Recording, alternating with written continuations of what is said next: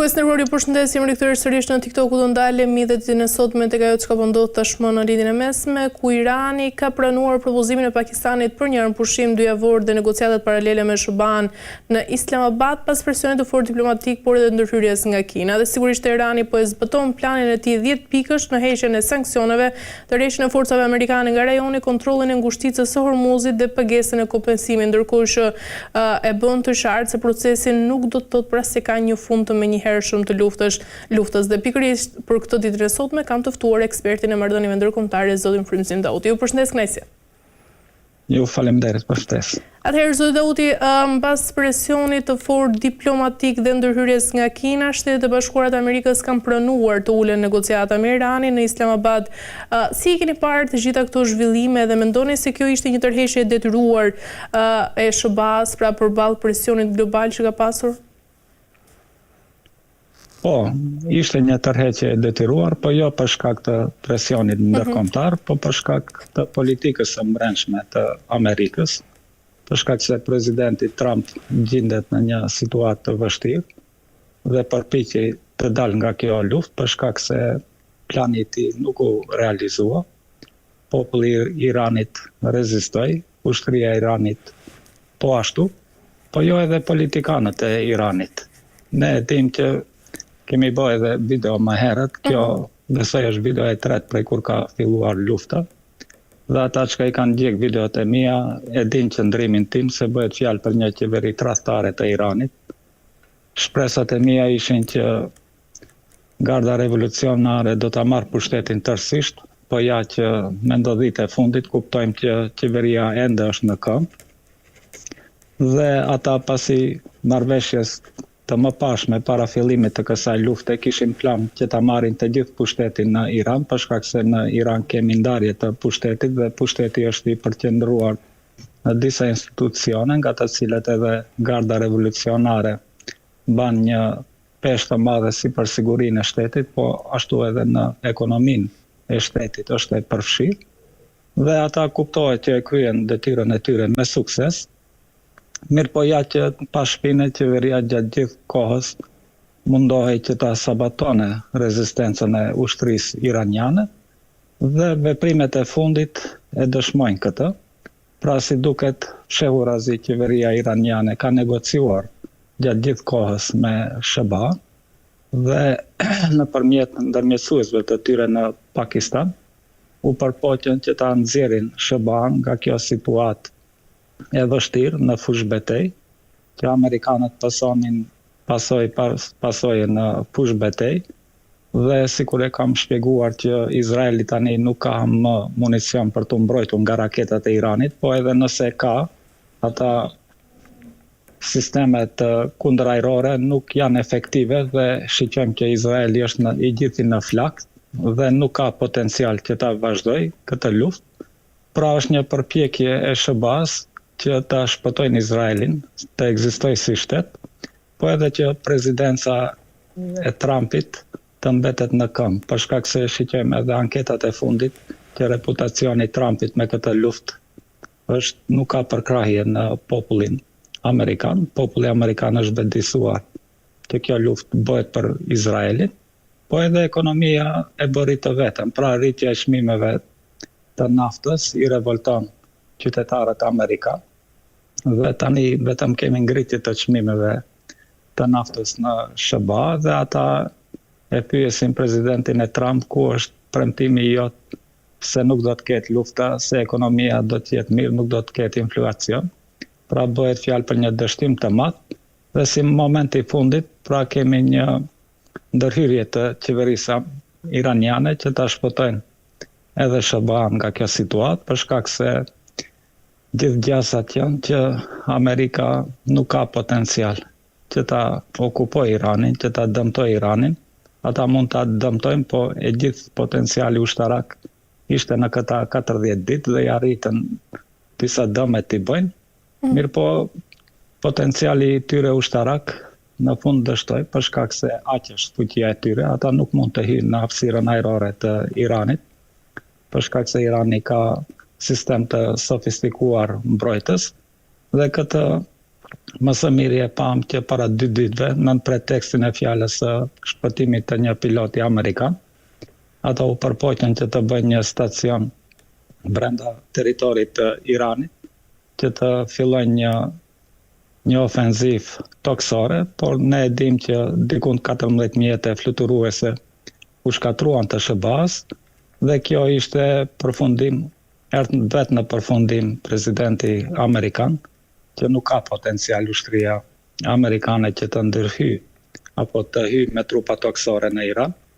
dhe kuptohet që edhe nuk i ka ushtarët, nuk i ka edhe mjetet teknike,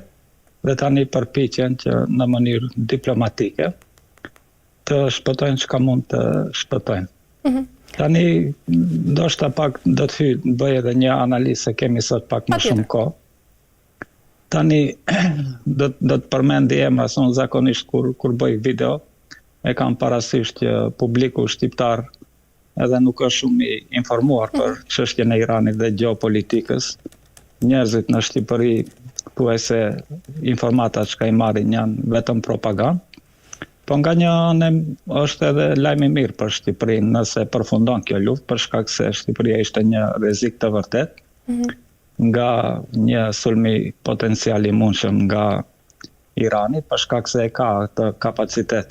Irani, dhe parlamenti Shqipërisë zyrtarisht i shpalli luftë Iranit, duke shpallur Iranin shtet terrorist, dhe më herët duke e larguar të gjithë korpin diplomatik të Iranit nga Shqipëria, dhe duke i strehuar terroristët e Iranit në territor të Shqipërisë, pra mund të marrë frymë lirisht ndoshta Shqipëria për të paktën për një kohë të shkurtër, se nuk e dim përfundimin e kësaj iniciative diplomatike, se si do të përfundojmë, për shkak se ka zëra në Iran që nuk e pranojnë këtë armpushim. Kjo është një iniciativë vetëm e qeverisë së Iranit. Kuptohet që garda revolucionare nuk pajtohet me këtë armpushim. Ndoshta do t'i japë një mundësi qeverisë së tyre se çka mund të bëjnë në këtë 2 javë, dhe nëse nuk i arrin qëllimet e tyre, besoj që do ta vazhdojnë ata luftën, dhe lufta do të jetë që të tërheqin të gjithë bazat amerikane nga lindja e mesme, dhe që të dalë Irani fitimtar. Tani para 3-4 ditëve kishte një shkrim të ish-ministrit të punëve të jashtme të Iranit, i cili quhet Xhavid Zarif, dhe i cili de facto e udhëheq qeverinë e Iranit, dhe ai ishte zavendës president i qeverisë së Iranit, pra zavendës presidenti Pezeshkian. Ai nuk mund të ishte ministri i punëve të jashtme, për shkak se miratimin e tij nuk e miratoi parlamenti Iranit. Parlamenti Iranit kontrollohet nga konservatorët, dhe ata e refuzuan Xhavid Zarifin që të bëhet ministri i punëve të jashtme, dhe për këtë arsye Xhavid Zarifi e emëroi apo e ndihmoi që të zgjidhet Araçi, i cili ishte asistent i Zarifit, përderisa Pezeshkian edhe me profesion është mjek, dhe ai as që ka ide se çka bëhet në qartje diplomatike, vetëm është një kukull e Zarifit, dhe tani nuk dua të hyj në detale se pse u zgjodh Zarifi, po ne duhet pak të kthehemi që kjo konspiracion brenda qeverisë së Iranit ka filluar me vrasjen e presidentit të Iranit, i cili u vra gjatë një udhëtimi me helikopter, dhe në zgjedhje të parakohshme, duke i shfrytzuar disa taktika për zgjedhje, e nxorën një turk për kandidat, i cili është Pezeshkian, edhe nga nana edhe nga baba është turk, dhe identifikohet si turk, për shkak se në Iran kemi shumë etni, dhe përderisa në Iran dikund më pak se 50% dalin në vota, ata bën një solidarizim të azerëve apo turkëve të Iranit, dhe ashtu arritën që t'i marrin 51% të votave, dhe Xhavid Zarifi e mori pushtetin nga konservatorët, nga të cilat ishte edhe ish presidenti Ibrahim Raizi, i cili u vra, dhe filloi me njëherë procedurën për negociata si me Agjencinë për nukleare me qendër në Vjenë, po ashtu edhe me qeverinë amerikane, dhe që e dim që kishte 2 herë negociata, dhe gjatë atyre negociatave u sulmua Irani, njëherë nga Irani, njëherë nga Izraeli dhe njëherë nga SBA-ja dhe Izraeli, pra kjo e fundit. Tani në shkrimin para 3-4 ditëve, Zarif që botoi në Foreign Office, revist me prestish ndërkombëtar, e cila është organi i Council for Foreign Relations, dhe që Council for Foreign Relations është qendra analitike e çifutërisë ndërkombëtare, pra të gjithë ata që janë aty janë çifut nga e gjithë bota, dhe i kisha thirrë ata profesionistë që janë dhe na ndjekin që ta lexojnë atë artikull të Zarifit, dhe i cili thotë që Irani duhet të shpallfitore, pra këtë çka është duke e bërë, dhe që të bëj marrëveshje me SBA. Në marrëveshje me SBA, Irani do të lejoj që kompanitë amerikane të hynë në tregun e naftës së Iranit, dhe kjo është qëllimi i tyre, pra bëhet fjalë për një politikan të korruptuar, i cili ka qenë dhe ambasador në OKB i Iranit, dhe për mendimin tim duhet të jetë pjesë e grupit, si që e quajmë tani, grupi Epsteinit, dhe besoj që Xhavid Zarif është pjesë e tyre, dhe këtë pse e them, për shkak se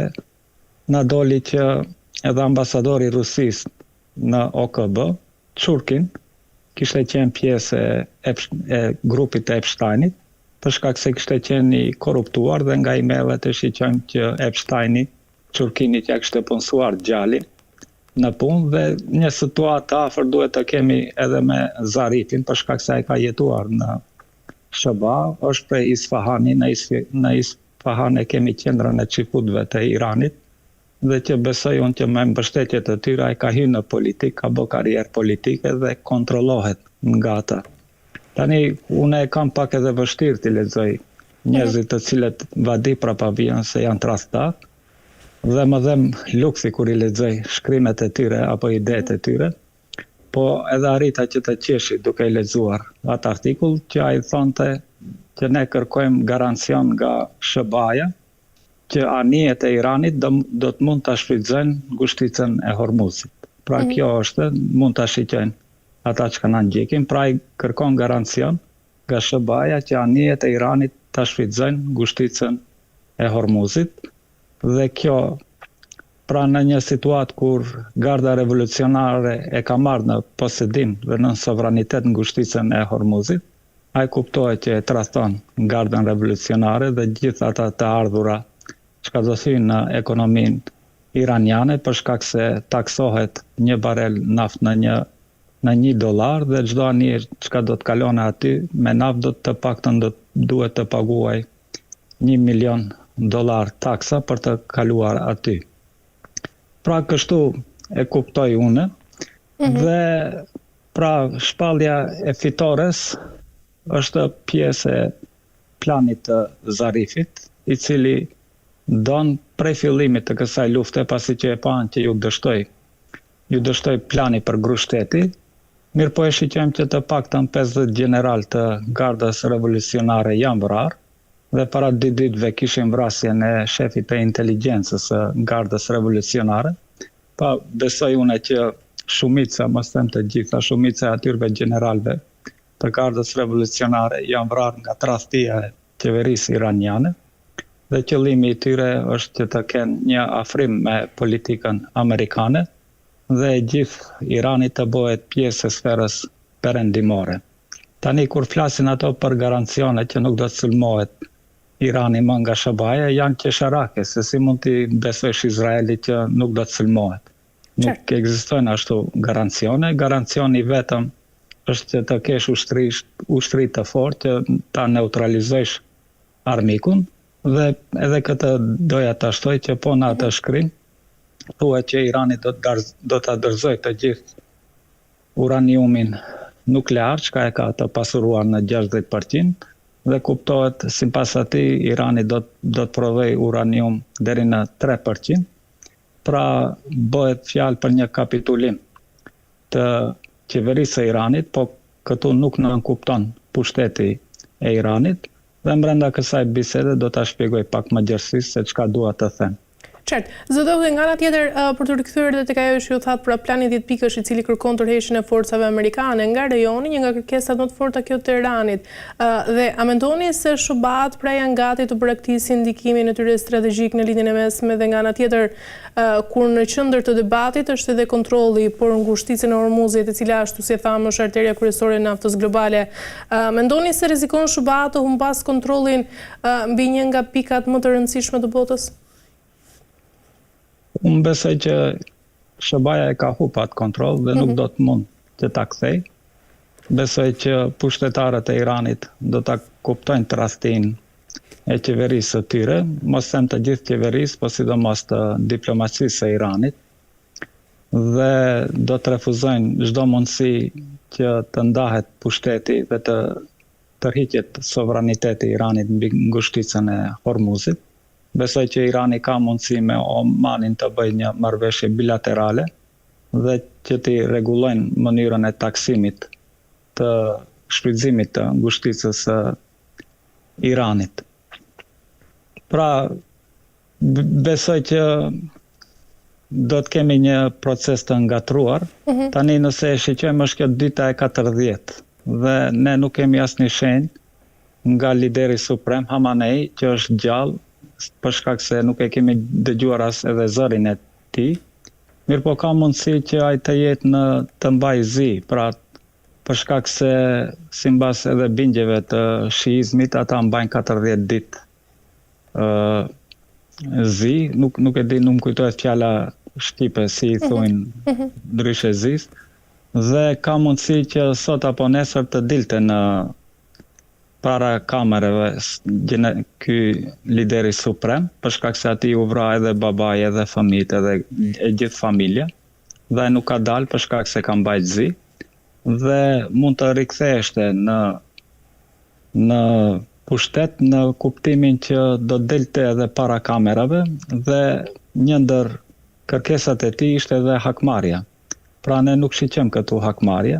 Pra gjatë gjithë këta 40 dite është dëmtuar populli i Iranit në çdo aspekt, duke filluar prej ditës së parë me vrasjen e mbi 160 nxënësve vajza në shkollë.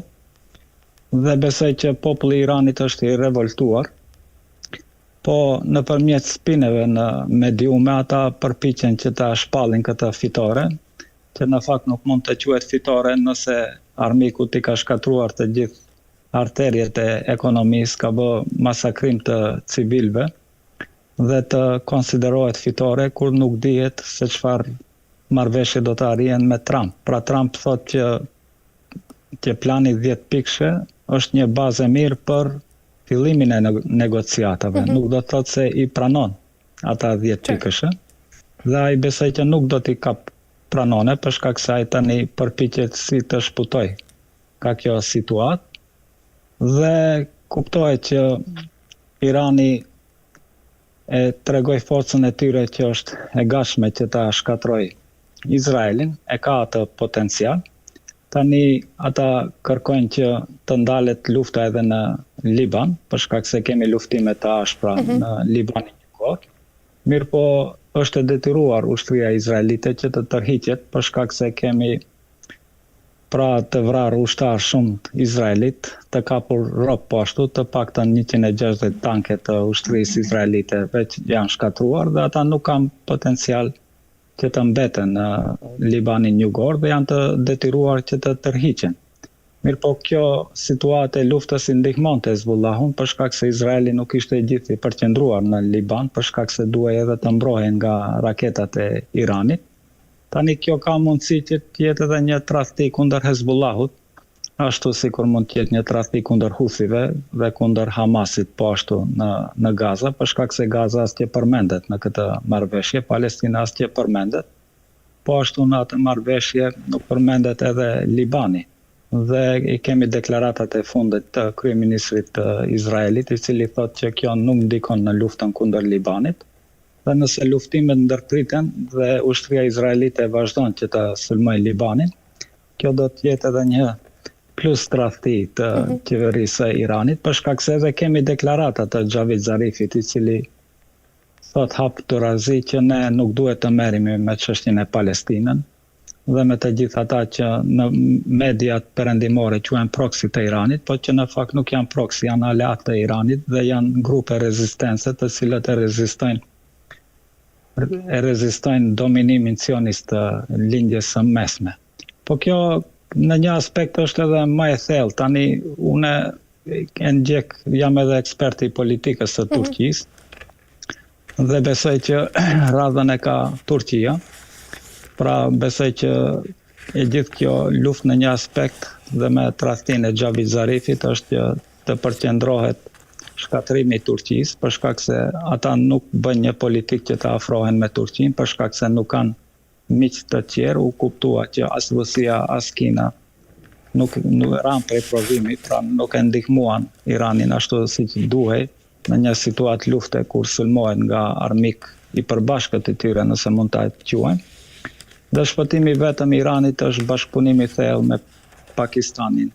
dhe me Iranin, formimi një aleance të tyre, ku edhe do të kemë bombë atomike për shkak se Pakistani ka bombë atomike dhe është deterenca e bombës atomike vetëm ajo që mund ta ndaloj që perëndimit ta sulmojnë qoftë Turqinë, qoftë Pakistanin, qoftë Iranin. Dhe me këtë plan Xhavit Zarifi definitivisht kërkon që të kthehen inspektorët e energjisë bërthamore që të kontrollojnë që Irani nuk do të mund të prodhojë bombë atomike, që për mendimin tim është një tradhti tjetër, për shkak se në këtë situatë kur edhe Trumpi edhe Izraeli e kërcënonin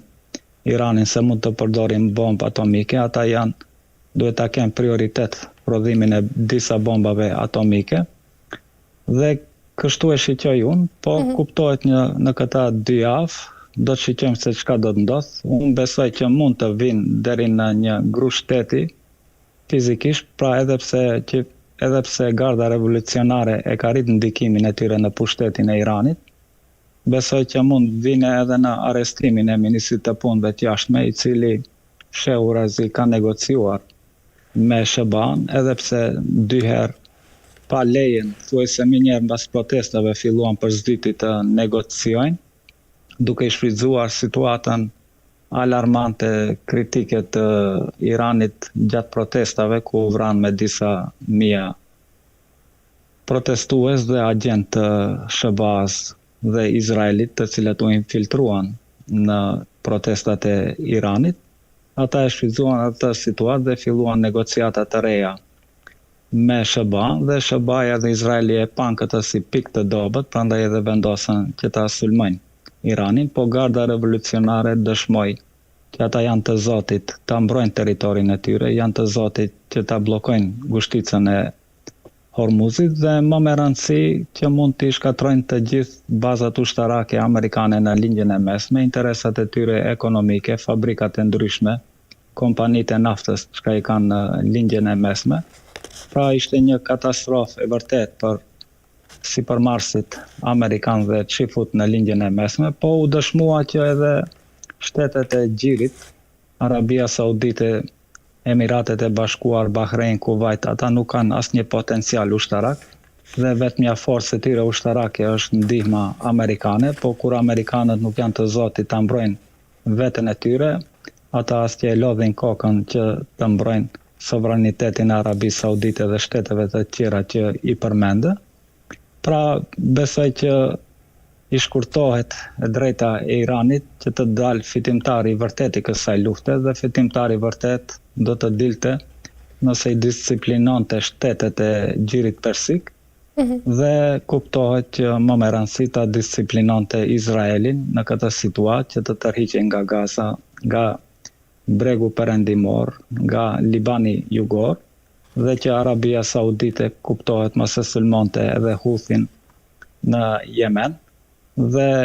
Arabia Saudite ishte në një situatë shumë të rrezikshme për shkak se me hyrjen e Huthive në këtë luftë, ata mund të hinin në territor të Arabisë Saudite dhe kishte një plan që të merrej edhe Mekka dhe Medina, dhe nuk do të ishin iranasit që do të hinin në Mekka dhe Medina, po do të ishin vetë arab, për shkak se edhe Huthit konsiderohen si pjesë të familjes së profetit Muhammed.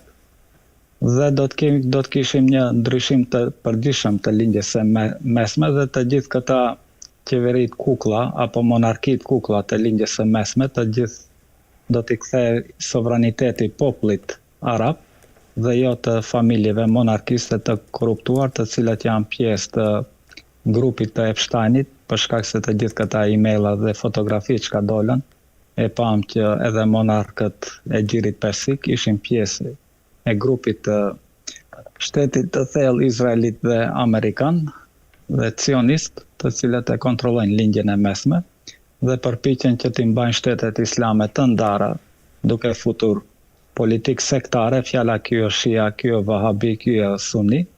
që të luftojnë njëri me tjetrën dhe mos e shqyrtojnë armikun e vërtet, dhe armiku i vërtet kuptohet që është çifutëria ndërkombëtare. E qartë. Mirë, zëdhe Auti, kemi arritur në fund, të falenderoj për gjitha informacionet. Ishte kënaqësi. Ju faleminderit edhe. Faleminderit shumë. Mirë, shikues të nderuar, kemi arritur në fund të këtij emisioni dhe për ditën e sotme, bashkë do të shihemi sërish nesër, deri atëherë mirupafshim.